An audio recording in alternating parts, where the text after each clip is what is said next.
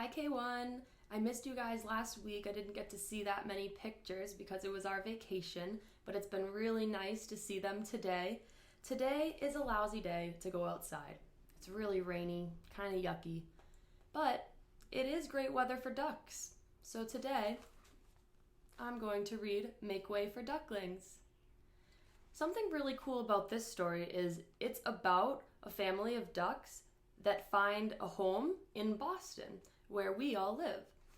And another cool thing about this story is this gold medal, and I've told you about this before. That means that this story was so good and so many people loved it that it won a special prize. Before we start reading this story, I wanted to show you a few pictures of some things in the story that you might find interesting. This story follows a family of mallard ducks. Mallard ducks are a type of duck that live around here, and the boy duck has a green head and the girl duck has a brown body. In the story, the mother duck, Mrs. Mallard, has 8 babies and they follow her in a line. This is how real mallard ducks follow their mommies. When the mommy and daddy duck are looking for a safe place to raise their babies, they end up finding the Boston Public Garden and the swan boats. Now, you might have remembered Mrs. Barden telling you, but Mrs. Barden's son Jack and daughter Karen drive the swan boats in the summertime for their job, and we have some cool pictures of them doing that. Here's a picture of the island that they talk about that's on the same little pond that the swan boats drive on. Now, I wanted to show you one last picture before we start reading. Make Way for Ducklings is such a popular story, so many people like it, that they made statues of the ducklings in the public garden. Make Way for Ducklings by Robert McCloskey.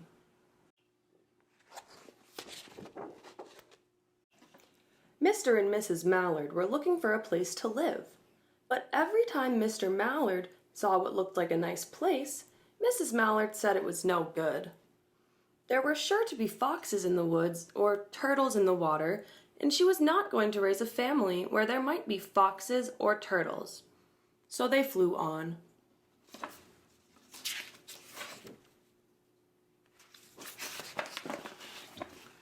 When they got to Boston, they felt too tired to fly any further.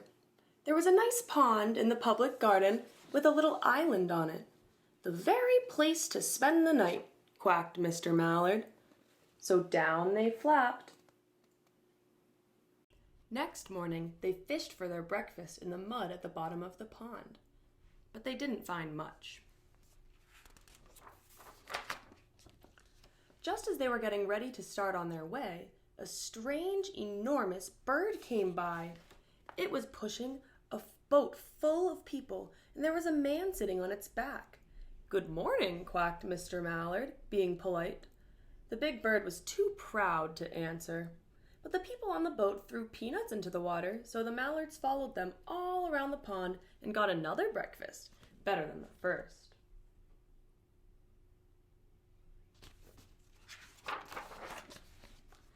"I like this place," said Mrs. Mallard as they climbed out on the bank and waddled along.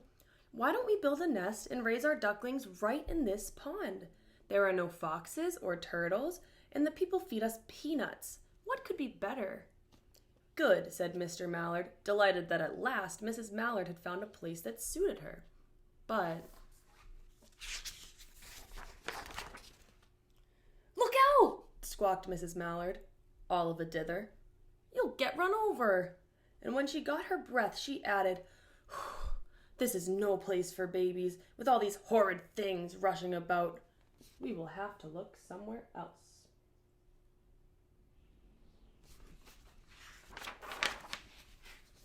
So they flew over Beacon Hill and round the State House, but there was no place there.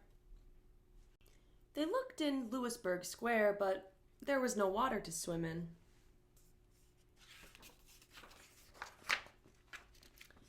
Then they flew over the Charles River. "This is better," squawked Mr. Mallard. "That island looks like a nice place, and it's only a little way from the public garden." "Yes," said Mrs. Mallard, remembering the peanuts. "That looks like just the right place to hatch ducklings." So they chose a cozy spot among the bushes near the water and settled down to build their nest. And only just in time, for now they were beginning to molt. All their old wing feathers started to drop out, and they would not be able to fly again until the new ones grew in.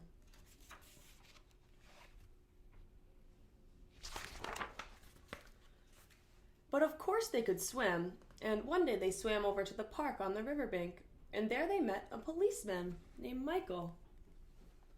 Michael fed them peanuts, and after that the Mallards called on Michael every day. After Mrs. Mallard had laid 8 eggs in the nest, she couldn't go to visit Michael anymore because she had to sit on the eggs to keep them warm. She moved off the nest only to get a drink of water, or to have her lunch, or to count the eggs and to make sure they were all there. One day the ducklings hatched out. First came Jack, then Cack, and then Lack, then Mack, and Knack, and Whack, and Pack and Quack. Mr. and Mrs. Mallard were bursting with pride. It was a great responsibility taking care of so many ducklings, and it kept them very busy. See them?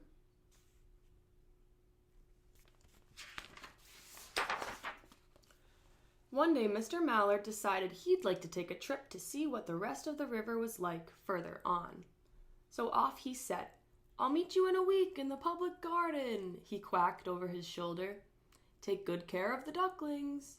"Don't you worry," said Mrs. Mallard. "I know all about bringing up children." And she did. She taught them how to swim and dive. She taught them how to walk in a line, to come when they were called, and to keep a safe distance from bikes and scooters and other things with wheels.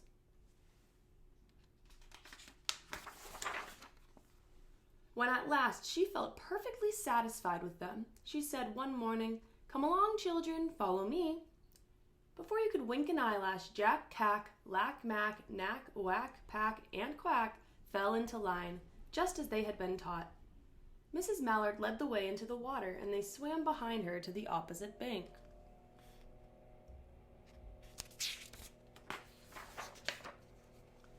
There they had waded ashore and waddled along till they came to the highway. Mrs. Mallard stepped out to cross the road. "Honk, honk!" went all the horns of the speeding cars. "Quack!" went Mrs. Mallard as she tumbled back again.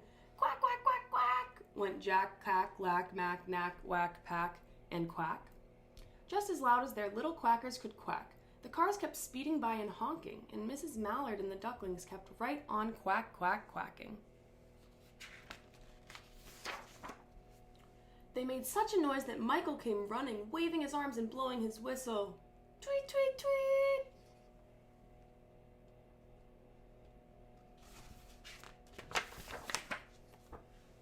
He planted himself in the center of the road, raised one hand to stop the traffic, and then beckoned with the other, the way policemen do, for Mrs. Mallard to cross over. As soon as Mrs. Mallard and the ducklings were safe on the other side and on their way down Mount Vernon Street, Michael rushed back to his police booth. He called Clancy at headquarters and said, "There's a family of ducks walking down the street." Clancy said, "Family of what?" "Ducks," yelled Michael. "Send a police car, quick."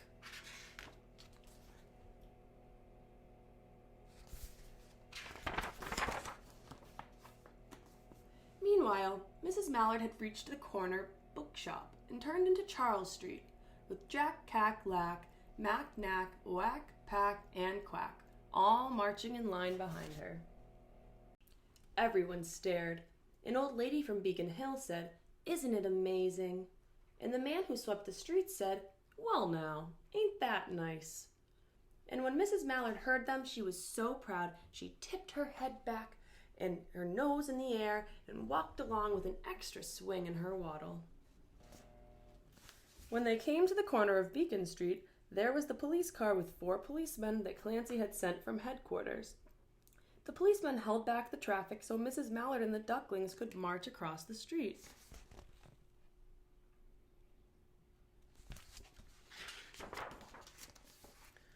Right into the public garden.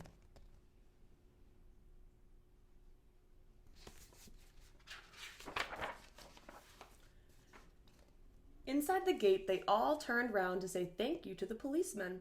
The policemen smiled and waved goodbye.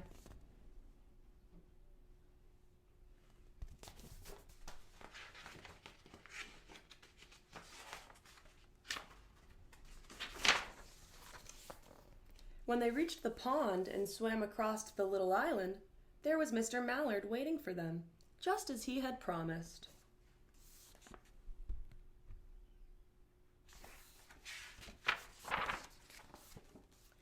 The Ducklings liked the new island so much that they decided to live there. All day long they followed the swan boats and ate peanuts.